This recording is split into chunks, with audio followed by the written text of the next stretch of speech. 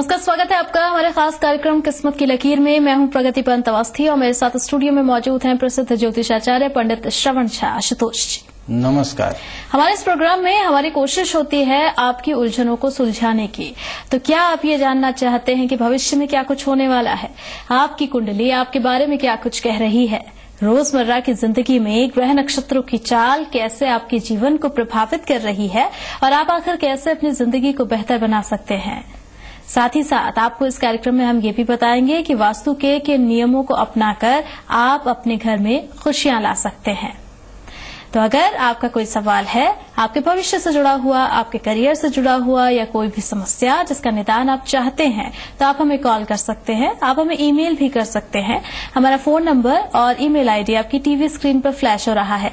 पर सवाल पूछते समय अपना नाम, जन्म का स्थान और जन्म का समय बताना मत भूलिएगा। चलिए कार्यक्रम की शुरुआत कर रहे हैं। सबसे पहले पंडित जी से ये जानते हैं कि आज आपके सितारे आपके लिए क्या कुछ लेकर आए हैं।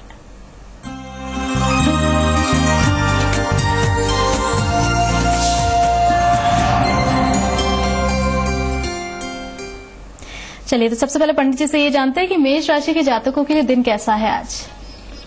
बिगड़े काम बनने के आसार हैं, तो ये अच्छी बात है आपके लिए।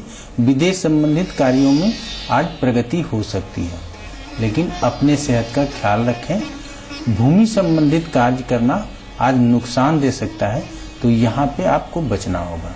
तो मेष राशि के जातकों के लिए दिन आज अच्छा है, लेकिन सावधानी थोड़ी सी बरतनी है। वो ये कि अगर आप निवेश करने की सोच रहे हैं या भूमि संबंधित कोई काम करने की सोच रहे हैं, तो यहाँ आपको नुकसान हो सकता है। तो आज कम से कम इसे ना करें और साथ ही साथ आज आपको अपनी सेहत का भी ख्याल रखने की जरूरत है।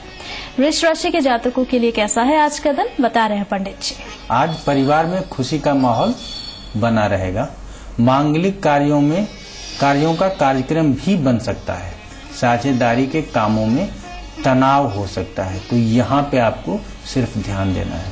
वृष राशि के जातकों के लिए मिला जुला सा दिन है और सावधानी उन्हें बरतनी है जो कि साझेदारी के काम में उनका व्यवसाय है या ऐसा कोई काम करते हैं, यानी पार्टनरशिप में कोई काम करते हैं, तो वहाँ तनाव थोड़ा सा वो महसूस करेंगे। यहाँ थोड़ी सावधानी से बरतने की जरूरत है। मिथुन राशि की बात करेंगे। मिथुन राशि के जातकों के लिए कैसा है आज का दिन, बता रहे हैं पंडित जी।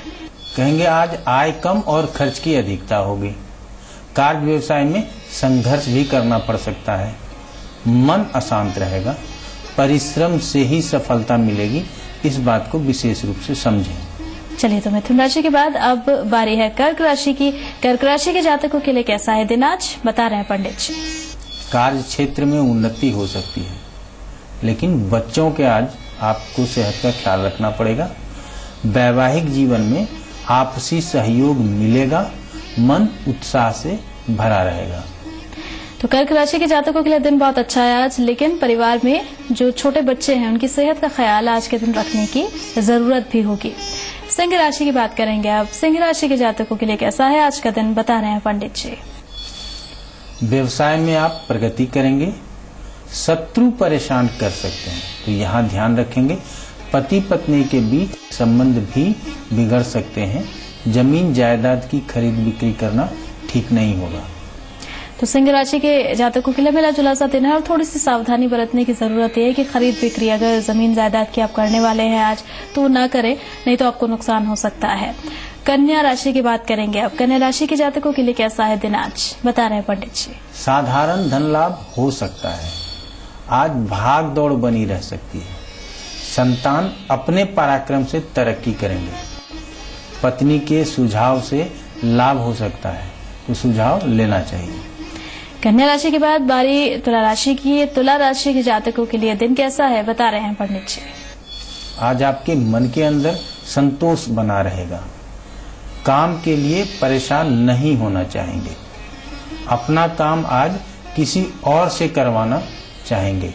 माँ से दूर रहते हैं तो मिलने का विचार आज आपके मन में जरूर आएगा। तुला राशि के बाद बारी है वृश्चिक राशि की। वृश्चिक राशि के जातकों के लिए दिन कैसा है, बता रहे हैं पंडित जी। आमदनी की कमी और खर्च की अधिकता है। विवाह की बात करने के अवसर मिलेंगे आज आपको, तो हम यहाँ कहेंगे कि अगर ऐसे अवसर मिलते हैं तो आपको विवाह की बात करनी चाहिए। यात्रा के भी योग बन रहे हैं। तो वृश्चिक राशि के जातकों के लिए दिन अच्छा है। आज यात्रा के योग बनते हुए भी दिख रहे हैं, लेकिन खर्च थोड़ा सा ज्यादा हो सकता है, इस बात पर ध्यान देने की जरूरत है। धनु राशि की बात करते हैं। धनु राशि के जातकों के लिए दिन कैसा है आज, बता रहे हैं पंडित जी। सेहत का ध्यान रखें, मन प्रसन्न रहेगा, धन लाभ भी हो सकता है। बच्चों की चिंता करनी आज जरूरी है। पत्नी से सहयोग की अपेक्षा आप रखेंगे। तो धनु राशि के जातकों के लिए दिन अच्छा है। आज धन लाभ भी आपको हो सकता है, लेकिन परिवार की तरफ थोड़ा सा ध्यान आज के दिन देने की जरूरत है। मकर राशि की बात करते हैं। मकर राशि के जातकों के लिए कैसा है दिन, बता रहे हैं पंडित जी। आज आप दिन भर लाभ की ही चिंता करेंगे। खर्च पर नियंत्रण रखने की जरूरत है। कर्मचारियों का सहयोग मिलेगा। किसी भी तरह के विवाद से बचें। तो मकर राशि के जातकों के लिए दिन अच्छा है आज, और सावधानी ये बरतनी है कि किसी भी तरह के विवाद से आपको आज बचना है। कुंभ राशि की बात करते हैं आप। कुंभ राशि के जातकों के लिए कैसा है दिन आज, बता रहे हैं पंडित जी। अगर आप राजनीति में हैं तो आज आपके लिए समय उत्तम है। आर्थिक स्थिति में सुधार हो सकता है। कार्य क्षेत्र में निवेश की जरूरत हो सकती है। धार्मिक कार्यों में आज आप रुचि ले सकते हैं। कुंभ के बाद बारी अंतिम राशि यानी कि मीन राशि की। मीन राशि के जातकों के लिए दिन कैसा है आज, पंडित जी से जान लेते हैं। धन लाभ और आय के साधनों में बढ़ोतरी होगी। खास लोगों से मुलाकात हो सकती है। विदेश संबंधी कार्यों में प्रगति होगी। भाग्य का आज साथ मिलेगा। तो मीन राशि के जातकों के लिए दिन बहुत अच्छा है। आज भाग्य का पूरा साथ मिलता हुआ दिख रहा है, और इन सब के बीच कोई लंबे समय से काम फंसा हो, विदेश संबंधित कोई काम फंसा हो, तो उसमें भी गति मिलती हुई आपको दिखेगी। तो इस तरह से 12 की 12 राशियों की हमने बात कर ली। पंडित जी ने बताया आपको आज आपके सितारे आपके लिए क्या कुछ लेकर आए थे। अब एक छोटा सा ब्रेक, जल्द लौटेंगे।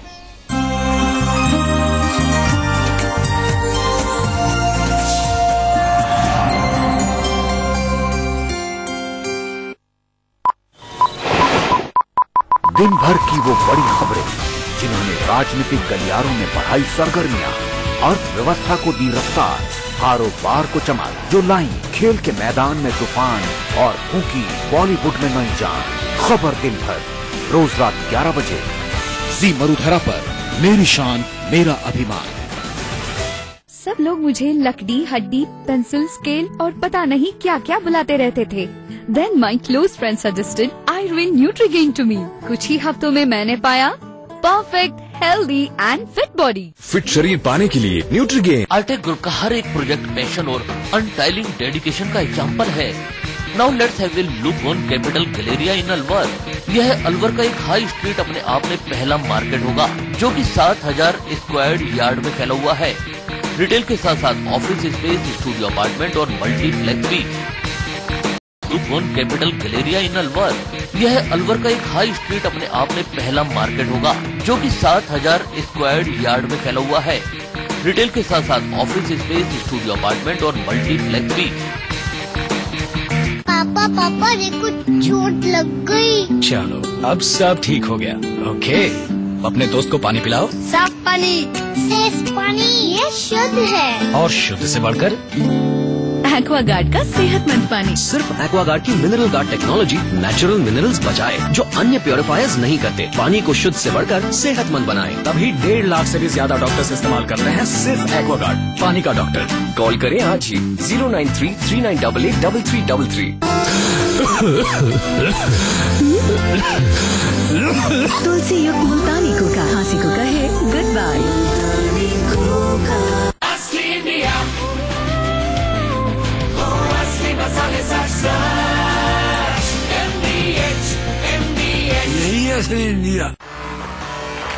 लेडीज का दिलचस्प लाइफस्टाइल, किटी पार्टीज के मजेदार खेल, हेल्दी गेट टुगेदर्स के चटपटे किस्से। देखिए लेडीज क्लब में शनिवार और रविवार दोपहर 2:30 बजे सिर्फ जी मरुधरा पर। चलो चलो आओ इंटर पर थोड़ा आगे नेक सीधा कर। 2015 घुसाओ, रुके रखो थोड़ी देर। चलो हटाओ मेक इन इंडिया। लोगो और लेफ्ट हाँ चल नीचे ले आ। Okay perfect shot. Tonight on Zee Marudhara रात 10 बजे 10 में दिन भर की तमाम खबरों से आपके लिए 10 अहम खबरें। रात 10:30 बजे तफ्तीश में हर गुनाह और गुनाहगार के परत दर परत खुलते हैं राज। रात 11 बजे दिन भर में राजनीति, खेल, मनोरंजन और व्यापार, दिन भर की खबरों का पूरा संसार। रात 11:30 बजे द वर्ल्ड टुनाइट में दुनिया भर का हाल, खबरों से जुड़े सभी अहम सवाल। जी मरुधरा, मेरी शान मेरा अभिमान।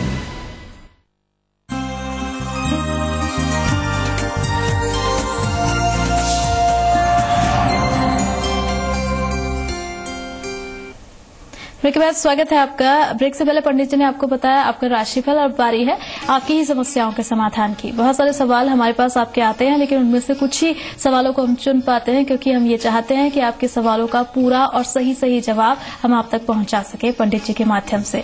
तो जिस दर्शक का सवाल आज हमने लिया है वो है भरतपुर से हमारे दर्शक है बंटी जी, और ये पूछना चाहते हैं कि इनकी लव मैरिज हो पाएगी या नहीं हो पाएगी। पंडित जी जानना चाहते हैं बंटी जी कि जिससे वो शादी करना चाहते हैं कर पाएंगे या नहीं। तो डिटेल जो उन्होंने दी है वो मैं आपको बता देती हूँ। जन्म तिथि इन्होंने बताई है 22/6/1986।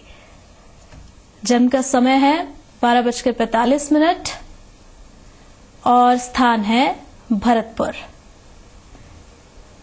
जानना चाहते हैं बंटी जी कि लव मैरिज होगी इनकी या नहीं होगी। चलिए बंटी जी, सबसे पहले पत्रिकाओं को समझिए, फिर हम आपको बताते हैं। कहते हैं कन्या लगन, लग्नेश एकादश में शुक्र के साथ, राशि धनु, राशि का स्वामी गुरु छठे स्थान में। अब लग्नेश एकादश में तो स्वभाव से बहुत ही तीक्ष्ण है, बहुत तेज स्वभाव के जातक है, और लग्नेश यदि शुक्र के साथ हो तो ऐसे जातक की कामनाएं बहुत होती हैं, और जिनकी कामनाएं बहुत अधिक होती हैं वो प्रेम भी करते हैं। अब शुक्र और बुध जो लग्नेश है और जो हम कहते हैं प्रेम का कारक ग्रह, लेकिन शुक्र है जो कामनाओं का कारक हम विशेष कर, उसकी दृष्टि कहाँ? 5वें स्थान पे। हम प्रेम संबंध की बात 5वें से करते हैं, सगाई की बात 5वें स्थान से ही करते हैं। तो 5वां पंचमेश और कारक, स्थिर कारक के रूप में हम गुरु का विचार यहाँ करेंगे। तो 5वां स्थान जो है वो मकर राशि, पंचमेश शनि तीसरे स्थान में, 5वें स्थान के ऊपर शुक्र बुध की दृष्टि, और कारक गुरु छठे स्थान में। तो ये तो आपके 5वें का वर्णन है। साथ ही साथ हम 7वें को भी देख लेते हैं कि वैवाहिक सुख क्या है, कैसा है। तो सप्तमेश कौन? गुरु। गुरु कहाँ? छठे स्थान में, और सप्तम स्थान के ऊपर मंगल की दृष्टि। तो आपके पत्रिका में पंचमेश बहुत ही स्वस्थ है, लेकिन कारक गुरु पीड़ित है, और सप्तमेश जो गुरु है वो सप्तम स्थान ही पीड़ित है, और सप्तमेश अपने से द्वादश छठे स्थान में स्थित है। 2 स्त्री कारक ग्रह होते हैं, एक शुक्र और दूसरा चंद्र, दोनों ही मंगल से पीड़ित है। तो हम यहाँ कहेंगे कि जो हमने आपको बताया उससे आपको खुद समझ में आया होगा कि प्रेम विवाह में परेशानी संभव है, परेशानी होगी। हो सकता है कि प्रेम विवाह ना भी हो, क्योंकि अगर दोनों, हमने कहा ठीक है यहाँ तो कारक ग्रह पीड़ित थे, लेकिन शुक्र और चंद्र दोनों मंगल से पीड़ित हैं, और वो दोनों स्त्री ग्रह कहे जाते हैं। तो ऐसे में ना हमको स्त्री जातियों से सुख कम मिलता है। हो सकता है कि लगाव आपको मेल मेंबर से ज्यादा रहता होगा, फीमेल से कम रहता होगा। ये भी एक कारण है कि हम ये कह रहे हैं कि प्रेम विवाह में परेशानी हो सकती है। अच्छा, और क्या कुछ उपाय आप बताना चाहेंगे पंडित जी ने? इनके लिए 2 ही उपाय है। हम यही कहेंगे कि शुक्र और चंद्र, इनके ही मंत्र जपिए।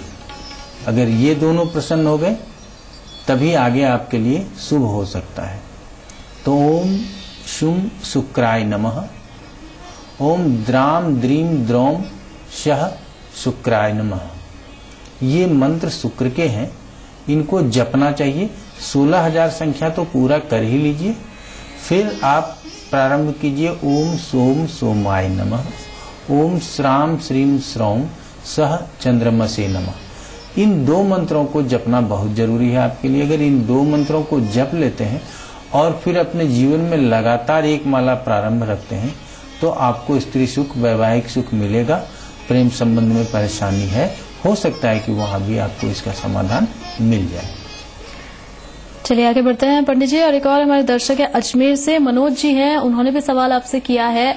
मनोज जी, अपना उनका बिजनेस है, कपड़ों का बिजनेस है, लेकिन उसमें कोई खास तरक्की उन्हें मिल नहीं रही है, तो ये जानना चाहते हैं क्या बिजनेस को बदलना चाहिए, और तरक्की नहीं मिल रही है तो उसके लिए क्या कुछ करना चाहिए। तो मनोज जी ने जो अपनी डिटेल दी है वो मैं आपको बता देती हूँ। 30/10/1978 का इनका जन्म है, जन्म स्थान अजमेर है और जन्म का समय 3:40 सुबह मनोज जी ने बताया है। चलिए, तो मनोज जी का सवाल व्यवसाय से संबंधित है, यही ना जी। तो हम ये कहेंगे कि मनोज जी चिंता बहुत नहीं करना चाहिए। चलिए, सवाल बहुत ही जायज है आपका, ये हमारे समझ में आता है। हम कहेंगे कन्या लगन और कन्या राशि और स्वामी बुध तीसरे स्थान में मंगल के साथ, ये तो लग्न और राशि की बात होगी। अपने सामर्थ्य से आप तरक्की करेंगे ये तो तय है, अपने बाहुबल से विशेष तरक्की करेंगे ये तय है, पिता का सहयोग कम मिलेगा ये तय है। आप जितना खुद से परिश्रम करेंगे उतना ही आप तरक्की करेंगे। अब हम करियर के लिए हमेशा 10वें स्थान का विचार करते हैं, तो 10वें स्थान में भी कौन सी राशि है? मिथुन राशि, और 10वें कहाँ है? तीसरे स्थान में। अब नवांश पत्रिका में यदि विचार कर लें 10वें का, तो वो कर्क राशि का स्थित है, 7वें स्थान में स्थित है। तो हम यहाँ यह कह सकते हैं कि कपड़े का जो व्यवसाय कर रहे हैं वो अच्छा है आपके लिए, ये बुरा नहीं है। हो सकता है कि अभी वर्तमान समय में परेशानी हो रही हो, लेकिन भविष्य में इसका और बहुत जल्द इसका रिजल्ट आपको अच्छा मिलेगा। अब दशाओं से भी हम इसको देखने का प्रयास करते हैं। गुरु में शुक्र की दशा है, अच्छी दशा है। गुरु आपके लिए सुखेश और सप्तमेश, शुक्र आपके लिए नवमेश और धनेश। अब जो धन स्थान है वो मेरा पाप कर्तरी में, शुक्र गया तो नवमेश संबंध तो बनाता है, लेकिन पाप कर्तरी में और सूर्य वहां नीच का है। इससे क्या होता है कि हमारे घर में धन नहीं टिका होता, शनि की दृष्टि भी है, तो दूसरा स्थान पीड़ित हो गया। तो आपके लिए हम ये कहना चाहेंगे कि जो दशा है वो गुरु की, गुरु उच्च का है, नवांश पत्रिका में भी एकादश का ही है, तो यहाँ आप तरक्की बहुत तेजी से करना चाहेंगे और बहुत तेजी से करेंगे भी, और हमको उम्मीद है कि बहुत जल्द आप कोई और काम भी प्रारंभ करेंगे। अच्छा, काम प्रारंभ कीजिए, लाभ मिलेगा, लेकिन हम हमेशा कहेंगे कि चंद्रमा के कारकत्वों से संबंधित काम को ही अगर आप करते हैं, सफेद वस्तु से संबंधित, दूध दही से संबंधित, कपड़ों से संबंधित जो आप कर भी रहे हैं, वाणी से संबंधित कार्य भी हम चंद्रमा से बताते हैं, तो ऐसे कार्य अगर आप करते हैं तो आपको इस कार्य का लाभ मिलेगा। सिर्फ अगर आपको चिंता करना है तो दूसरा स्थान जो आपका पीड़ित है, सूर्य जो पीड़ित है, उससे आपको आत्मबल की कमी हो जाती है और आपके पिताजी भी बीमार रहते हैं। तो इसलिए हम आपको कहेंगे कि आप उपाय जो करना चाहिए आपको, वो सूर्य का ही उपाय करना चाहिए। एक तो द्वादशे धन स्थान में जाके बैठते हैं, द्वादश स्थान में शनि उसकी दृष्टि है, तो इसीलिए आप सूर्य का ही उपाय कीजिए। ओम घृणी सूर्याय नमः, ओम ह्राम ह्रीम ह्रौम सह सूर्याय नमः। मंत्र संख्या 7000 होता है। इसको आप एक निश्चित कालखंड में जप लीजिए और उसके बाद एक माला नित्य जपिए। अगर संभव हो तो सूर्य को जल भी दें, ऐसा करने से आपको बहुत लाभ मिलेगा। रत्न हम आपको बताना चाहेंगे क्योंकि पंचमेश आपका शनि है और गुरु के बाद शनि की ही दशा आनी है। लग्नेश बुध का मित्र होता है शनि, और शनि द्वादश स्थान में, तो इसको थोड़ा बल देने का यहाँ आपको जरूरत है। तो नीलम अगर आप धारण कर लेते हैं तो आपके लिए और भी अच्छा रहेगा। चलिए पंडित जी, और बहुत सारे सवाल ऐसे भी आते हैं पंडित जी हमारे पास जो कि वास्तु से जुड़े हुए हैं, तो आज क्या आप टिप्स देना चाहेंगे हमारे दर्शकों को वास्तु से जुड़ा हुआ? हम कहते हैं कि याम नैऋत्योर मध्ये पुरिस त्याग मंदिरम। याम नैऋत्योर मध्ये पुरिस त्याग मंदिरम। हम लोग शौचालय की बात करते हैं, किस दिशा में होना चाहिए? तो शौचालय हमेशा दक्षिण दिशा में होना चाहिए, नैऋत्य कोण के मध्य होना चाहिए। तो यहाँ पे अगर शौचालय होता है या फिर अब जहाँ सीवर में पाइप चला जाता है वहां तो समस्या नहीं है, लेकिन अगर आप टैंक बनवाते हैं, सेप्टिक टैंक बनता है, आप अपने घर के चारदीवारी के अंदर बनवाते हैं, तो वो कम से कम इस दिशा में जरूर हो, उसका स्थान इधर उधर नहीं होना चाहिए। कहाँ होना चाहिए? याम नैऋत्य और मध्य, अर्थात दक्षिण दिशा और नैऋत्य कोण, इन दोनों के मध्य अगर होता है तो ये उत्तम स्थान है। नहीं तो दक्षिण और नैऋत्य में आपको शौचालय बनवाना चाहिए, जहां मल त्याग कर सकें आप, या उसका जहां स्टोर होता है, जहां हम टैंक बनाते हैं, वो उस दिशा में होने से आपको लाभ मिलेगा, अन्यत्र होने से नुकसान होता है। किस तरह का नुकसान पंडित जी यहाँ हो सकता है? जैसा कि आप बता रहे हैं कि वास्तु शास्त्र को अगर हम फॉलो नहीं करते, उसके नियमों का पालन नहीं करते, तो किस तरह की दिक्कतें आ सकती हैं? बिल्कुल, हम ये कहेंगे, अभी तो हम सिर्फ आपको इसलिए भी दो लाइन बताते रहते हैं कि एक तो समयाभाव होता है और आगे हम ये भी बताएंगे कि क्या नुकसान होता है। लेकिन अगर नैऋत्य कोण से हटता है तो अलग अलग दिशाओं में अलग अलग नुकसान होता है। मान लीजिए पूरब जाते हैं तो हम कहते हैं कि हमको धन सुख नहीं मिलेगा, उत्तर चले जाते हैं तो पुत्र सुख की कमी हो जाती है, पश्चिम जाते हैं तो हम कहते हैं कि हमको नुकसान होगा। तो ये अलग अलग होता है, इसके लिए हम फिर अलग से बताएंगे, लेकिन यहाँ आपको रोज यही समझना है, इसको नोट कीजिए कि कौन सी दिशा में क्या होना चाहिए। नहीं है तो हम उसके लिए क्या कर सकते हैं, ये भी हम आगे बताएंगे, लेकिन सबसे पहले ये समझिए कि किस दिशा में क्या होना चाहिए। आप खुद से अगर समझ लेंगे तो कोई वास्तुविद आपको भटकाएगा भी नहीं। तो नैऋत्य कोण के मध्य में दक्षिण दिशा और नैऋत्य कोण के मध्य अगर आपका शौचालय है तो आपके लिए बहुत ही शुभ है। तो बहुत ही सरल और बहुउपयोगी उपाय पंडित जी आप लोगों को बता रहे हैं, आप सभी दर्शकों को बता रहे हैं। उम्मीद करते हैं कि आप इन्हें अपनाएंगे और अपने जीवन को सुखद बनाएंगे। छोटा सा ब्रेक अभी यहाँ ले रहे हैं, जल्द लौटेंगे।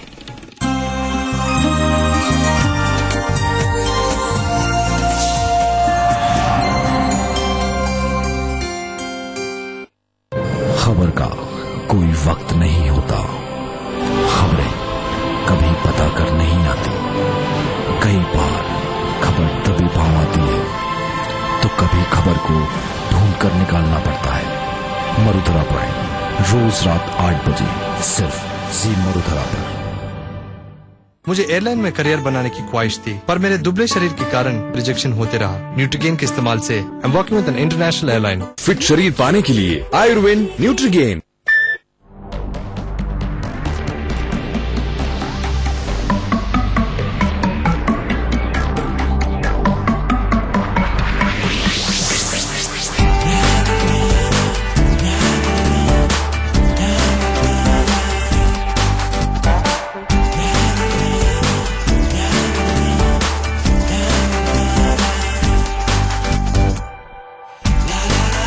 It's not just how you look, it's also what you do. Powerful 160cc engine, best in class mileage. The new CB Unicorn 160. Looks good, is good.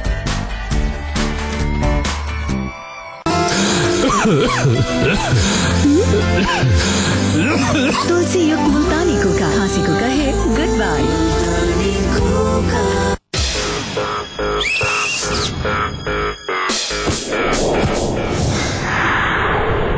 सोच बदलो, शेरा फिट लाइन पहनो।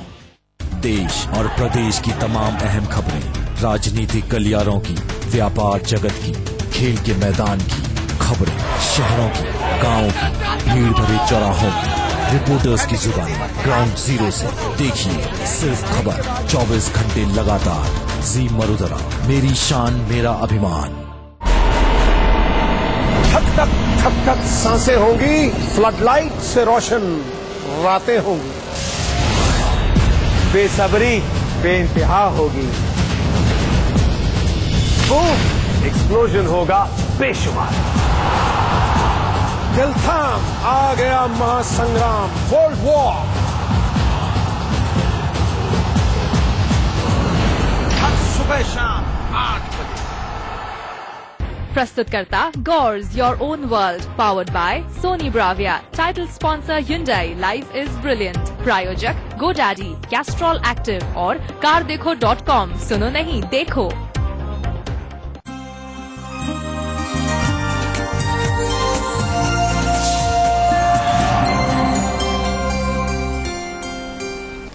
मेरे पास स्वागत है आपका और अब बारी हमारे खास सेगमेंट की, जिसमें हमारी कोशिश होती है अंधविश्वास को दूर करने की।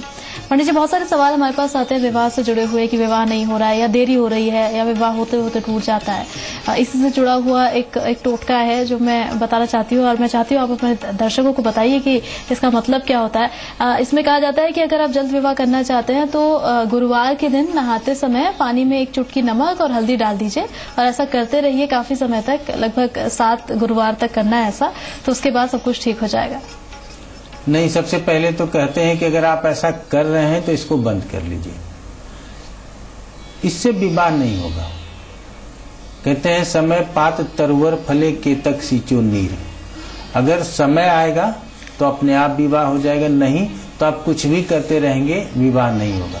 और नमक से निगेटिविटी दूर होती है और हल्दी से हम कहते हैं कि हमारे अंदर पॉजिटिविटी आती है, तो ये अलग चीज है। और ऐसा हमारे शास्त्रों में भी नहीं लिखा कि हल्दी डाल के स्नान कीजिए। स्नान तो बिल्कुल शुद्ध स्नान बताया गया, और स्नान जिससे बताया गया है वो सुन लीजिए, पंचामृत स्नान बताया गया है। दूध से, जल से, दही से, घी से, शहद से, शक्कर से, इससे स्नान कर सकते हैं। इससे स्नान करने से आप तरोताजा भी रहेंगे, लेकिन ऐसा नहीं करते लोग। अगर कोई पंडित जी बता देते हैं तो करते हैं।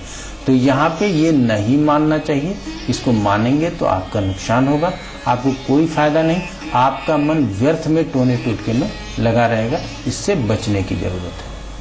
चलिए पंडित जी, बहुत बहुत शुक्रिया आपका भी धन्यवाद। आप हमारे स्टूडियो में आए, हमारे दर्शकों को इतनी सारी जानकारियां दी। इस उम्मीद के साथ कि आप सभी दर्शकों को हमारा कार्यक्रम भी पसंद आया होगा। इजाजत दीजिए, नमस्कार। नमस्कार।